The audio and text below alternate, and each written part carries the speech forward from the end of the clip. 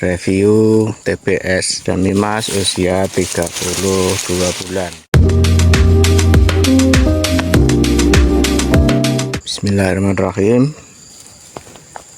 Review TBS Danimas usia 32 bulan. Nah, ini saudara-saudara petani sawit, kita perlihatkan TBS di batang. Ada nampak 1, 2, 3, 4, 5, 6 yang sudah padat, dan yang kuncup itu di atas, berarti kalau dibalik sana kita anggap 2 kali. Itu 2, 3, 4, 5, 6, 7, berarti ada 14 janjang. Itu bisa dikatakan sebagai produksi per 6 bulan. Kita tengok yang lain. Kita tengok di sini.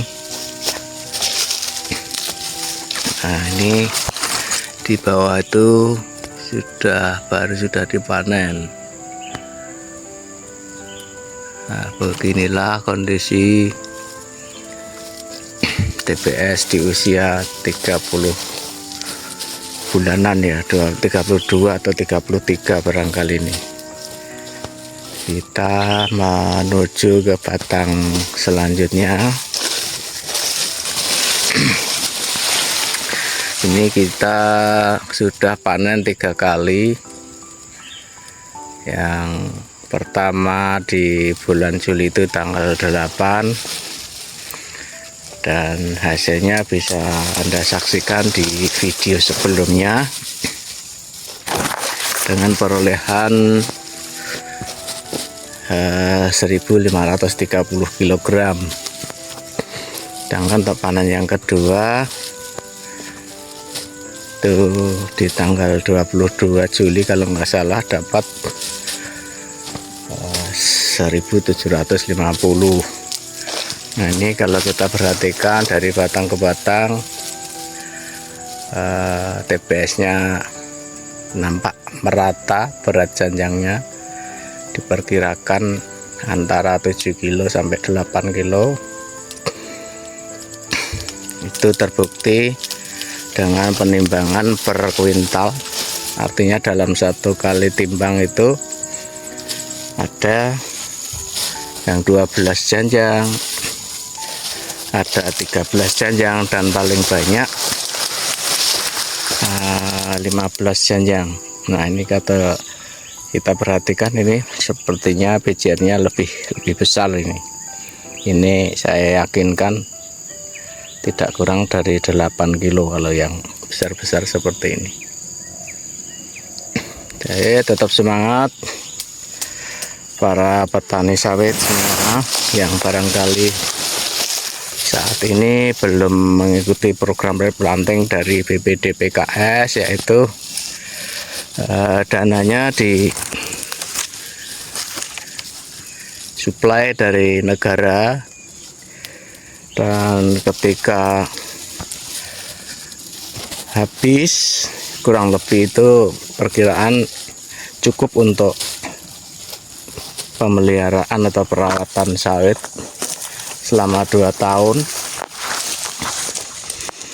Nanti akan dilanjutkan oleh perusahaan ketika dana hibah itu habis berupa pinjaman, terutama untuk pengadaan pupuk dan racun atau obat-obatan untuk gulma.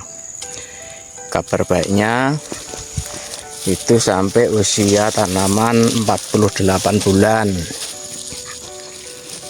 dan pengembaliannya setelah tanaman berusia 4 tahun selama 10 tahun. Jadi seandainya para petani semua memiliki hutang setelah dana hibah, itu akan diangsur selama 10 tahun. Seandainya 20 juta, itu berarti dibagi 10, sehingga setiap tahunnya berkisar 2 juta. Kalau diangsur lagi setiap bulan berarti 2 juta dibagi 12, artinya nggak sampai 200.000 tiap bulan. Nah, coba kita lihat ini pokok sawit yang tumbuh ini ya, rayap, rumah rayap sudah sempat dibongkar, ini nampak tumbuh lagi. Bagi para petani yang tahu kira-kira apa untuk membasmi rayap ini, tolong bagikan informasinya dengan menuliskan di kolom komentar. Mudah-mudahan nanti juga bermanfaat untuk petani lain. Nah, ini bekas pembongkaran rumah rayapnya ini, tapi dia masih tetap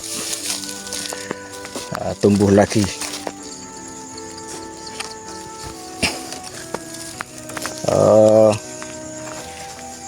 Barangkali ada yang bertanya-tanya bagaimana perawatan selama ini. Sawit ini hanya mengandalkan pupuk sesuai jadwal dan dosis dari perusahaan. Itu terdiri dari urea, rock fosfat, lalu ada MOP atau KCL, borat atau orang lazim menyebutnya borat, tapi kalau perusahaan tuh boron. Terus ada lagi kisrit. Itu hanya sesuai dengan jadwal dan dosis yang diberikan oleh perusahaan tanpa menambahkan jenis pupuk lain. Yang penting kita tetap ini ya, konsisten, artinya ketika memang jadwalnya memupuk, pupuknya sudah datang ya harus dipupukkan dengan cara yang tepat pengaplikasiannya. Baik waktu itu misalnya ketika keadaan tanahnya sedang lembab, kalau di tanahnya nggak lembab ya sebaiknya ditunda dulu, jangan dipupukkan. Nah, itu yang saya lakukan selama ini begitu.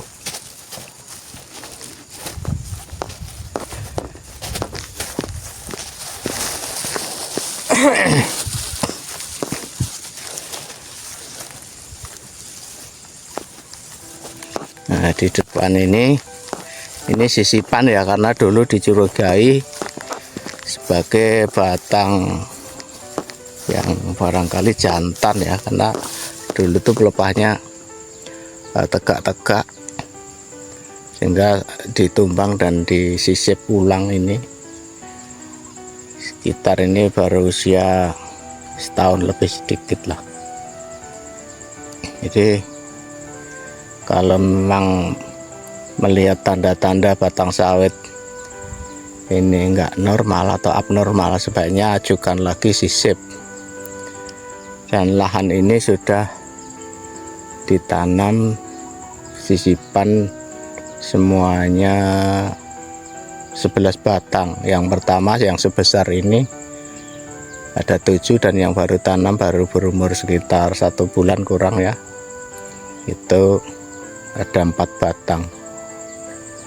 Mudah-mudahan nanti bisa menyusul dan normal, tidak menunjukkan gejala-gejala yang